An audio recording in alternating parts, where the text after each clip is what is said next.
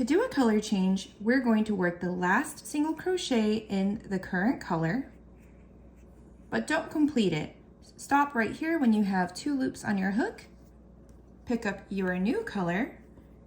We're going to create a slip knot, and I have a slower tutorial if you need it that I'll link above. And then we're going to put that slip knot on the hook, tighten that up, and then pull the new color through. Now we have the new color on our hook, and we can continue working the next stitch in the new color. So I'm just going to make 3 single crochet stitches here. And then again, if I want to change back to my other color, the pink, then I'm going to make that last single crochet stitch but not complete it. And then I'm just going to grab the other color that I want to change back to and complete that single crochet stitch with that color.